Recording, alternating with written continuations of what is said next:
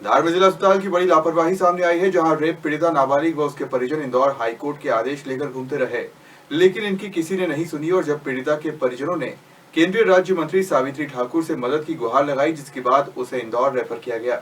धार जिले के गांव की 13 साल की नाबालिग के साथ गुजरात के अहमदाबाद में रेप हुआ था। इसके बाद परिजन उसे लेकर धार के तिरला थाने पहुंचे, लेकिन पुलिस ने जहां 0 पर कायमी कर केस गुजरात भेज दिया। पीड़िता की मदद के लिए सामाजिक कार्यकर्ता व वकील नवनीत जैन सामने आए और मेडिकल रिपोर्ट के बाद पता चला कि दुष्कर्म पीड़िता को गर्भ ठहर गया है, जिसके बाद वकील नवनीत जैन ने पीड़िता की निःशुल्क सहायता करते हुए गर्भपात की अनुमति के लिए इंदौर हाईकोर्ट में अपील की, जहां हाईकोर्ट ने पीड़िता को 27 मई को गर्भपात की अनुमति दी। इस अनुमति आदेश को लेकर जब पीड़िता और उसके परिजन 27 मई को धार के जिला अस्पताल पहुंचे तो किसी ने इनकी नहीं सुनी। इनके वकील नवनीत जैन ने पूरे मामले को केंद्रीय राज्य मंत्री सावित्री ठाकुर को बताया और फिर उन्होंने अस्पताल प्रबंधन को फटकार लगाई, जिसके बाद आनन फानन में पीड़िता को गर्भपात के लिए एम्बुलेंस से इंदौर भेजा गया। वहीं पूरे मामले में सामाजिक कार्यकर्ता व वकील नवनीत जैन ने अस्पताल प्रबंधन व पुलिस पर लापरवाही का आरोप लगाया है। लगभग 15-20 दिन पहले मेरे पास एक बालिका आई थी, लगभग 13-14 साल की बालिका है, और उसके पिता आए थे, काफ़ी परेशान हो रहे थे और उनका ऐसा कहना था कि बालिका के साथ कुछ माह पूर्व अपहरण हुआ था तिरला से, और उसके बाद में उसका गुजरात ले जाकर बलात्कार भी हुआ था। लेकिन तिरला थाने से वो उनको बताया गया कि राजगढ़ थाना रिपोर्ट लिखेगा। राजगढ़ से भी उनको कोई मदद नहीं मिली और काफ़ी परेशान हो गए थे, तो कोर्ट में भटक रहे थे। किसी ने मुझसे मिलवाया और मानवता के नाते, चूँकि अधिवक्ता होने के नाते हमारा फ़र्ज़ है लोगों को न्याय दिलाना, तो मैंने सीजेएम कोर्ट में बालिका की ओर से एक परिवाद प्रस्तुत की, पीड़िता की ओर से। लेकिन इसी बीच ये भी जानकारी में आया कि बालिका को लगभग 2-2.5 माह का गर्भ है और ऐसी स्थिति में उसकी उम्र को देखते हुए तत्काल माननीय उच्च न्यायालय खंडपीठ इंदौर में एक पिटीशन दाखिल करवाई गई बालिका की ओर से, और माननीय उच्च न्यायालय ने धार मेडिकल बोर्ड को निर्देश दिए थे कि 27 तारीख को सुबह 11 बजे तक उस पीड़िता को उसके गर्भपात की जो है सुरक्षित गर्भपात की प्रक्रिया पूरी की जाए। और साथ में ये भी आदेश दिया था कि बालिका की जो रिपोर्ट नहीं लिखी गई है या उसके कहे अनुसार नहीं लिखी गई है, तो उसको लेकर के भी बालिका कॉम्पिटेंट कोर्ट में जो है वो पृथक से कार्रवाई प्रस्तुत कर सकती है।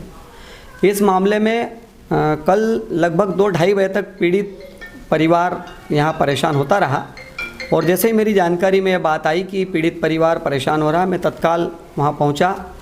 तो सुबह से पीड़ित परिवार चूँकि बहुत आर्थिक रूप से बहुत गरीब है, तो भूखे प्यासे वहाँ बैठे हुए थे, कोई उनके पास खाने पीने तक की व्यवस्था नहीं थी। मैं वहाँ गया, उनकी नाश्ते की व्यवस्था करी, साथ में डॉक्टरों से भी मैंने बात की, लेकिन कोई हल नहीं निकला। इसी बीच में केंद्रीय मंत्री सावित्री जी ठाकुर से अप्रोच किया और उस पीड़िता के पिता से उनको मिलवाया, और तब जाकर के शाम को लगभग 4-4:30 बजे यहाँ से उनको इंदौर रेफ़र किया गया है।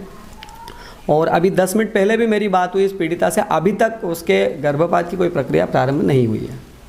क्या मानते हैं लापरवाही किसकी रही जिला अस्पताल? देखिए, व्यक्तिगत रूप से तो मैं कुछ नहीं कहूँगा, लेकिन ये सिस्टम का फेल्योर तो है कि एक 14 साल की बच्ची न्याय के लिए भटक रही है, हाईकोर्ट तक उसको जाना पड़ रहा है, और हाईकोर्ट के आदेश के बाद भी ऐसी परिस्थितियाँ निर्मित हो रही है। और ये भी एक आश्चर्य की बात है कि जो बच्ची अपने गृह क्षेत्र में अपने खुद के निकटवर्ती थाने में न्याय प्राप्त नहीं कर सके, वो गुजरात जाकर के अब कैसे न्याय प्राप्त करेगी। तो मैं सिस्टम का फेल्योर तो कहूँगा इसमें कि कहीं ना कहीं सिस्टम इसमें जो है वो लापरवाह रहा है। पीड़िता जो है आर्थिक रूप से कमजोर थी, तो आपने क्या निःशुल्क उसको सेवाएं दी? जी हाँ, जाहिर सी बात है, ऐसे मामले में वो फीस का तो कोई प्रश्न ही नहीं होता है। एक अधिवक्ता होने के नाते, मानवता के नाते भी हमारा फ़र्ज है कि ऐसे अगर क्लाइंट हमारे सामने आते हैं तो हमको उनको निःशुल्क न केवल न्याय दिलाना चाहिए, बल्कि अन्य लोगों को भी जागरूक करना चाहिए कि वो ऐसे मामलों में पीड़ित लोगों की। पीड़िता की 13 वर्ष की उम्र थी और वो सिकल सेल पॉजिटिव बच्ची थी। उसके हमारे यहाँ के क्लास 1 डॉक्टरों ने निरीक्षण करने के बाद ये डिसीजन लिया कि ये मेडिकल कॉलेज लेवल पे इसकी प्रेगनेंसी को टर्मिनेट किया जाएगा। 12 बजे के आसपास आई थी पीड़िता और उसको 108 को 2-3 बार कॉल किया। वो मोटा मोटा मान के चलो 3 से 4 बजे के आसपास आई है और 4 बजे पेशेंट को हमने मेडिकल कॉलेज इंदौर भेज दिया है। सर, आरोप लग रहा है कि गंभीर लापरवाही की गई है। मेरा ये मानना था कि वो पेशेंट स्टेबल थी बच्ची। ये मैं समझ रहा हूँ कि मानसिक रूप से उसको नुकसान पहुंचा, आघात पहुंचा है उसको और उसके परिवार को। बाकी फिजिकली वो पेशेंट ऐसा कोई क्रिटिकल ऐसी कोई कंडीशन नहीं थी।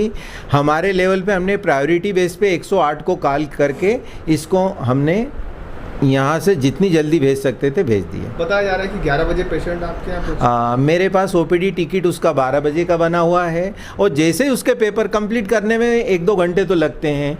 1:30 बजे से 2 बजे के आसपास कॉल किया उन 108 वालों को और उसकी डिटेल भी हमारे डॉक्टरों ने बताई। अभी मैंने इसी का इंस्पेक्शन और कर रहा हूँ सवेरे से, तो उन्होंने बोला सर 2-3 बार कॉल किया है और मेरी प्रफुल्ल जोशी जो 108 देखते हैं उनसे भी बात हुई है कि मैंने कहा यार तुम प्राथमिकता तौर पर गाड़ी भिजवाओ, हमको इस मरीज को प्राथमिकता के तौर पे।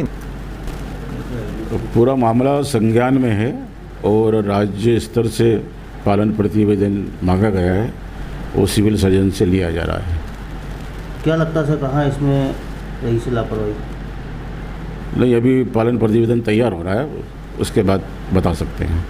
एम्बुलेंस की भी बात आ रही है सामने के। हाँ, वो पूरी जांच प्रतिवेदन राज्य स्तर से मांगा गया, वो हम उसकी तैयारी कर रहे हैं, प्रतिवेदन सिविल सर्जन से तैयार करवा रहे हैं। सर प्राथमिक तौर पे जो है क्या जानकारी?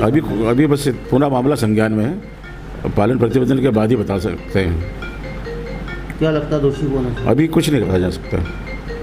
कार्रवाई होगी? जांच प्रतिवेदन तैयार किया जा रहा है, यदि कोई दोषी पाया जाएगा तो कार्रवाई होगी। उधर जिला अस्पताल के civil surgeon doctor Mukund Barman का कहना है कि एम्बुलेंस के लिए उन्होंने कॉल किया था, लेकिन एम्बुलेंस आने में देरी हुई। वहीं पूरे मामले में सीएमएचओ डॉक्टर आर.के. शिंदे गोलमाल जवाब देते न दिखाई दिए।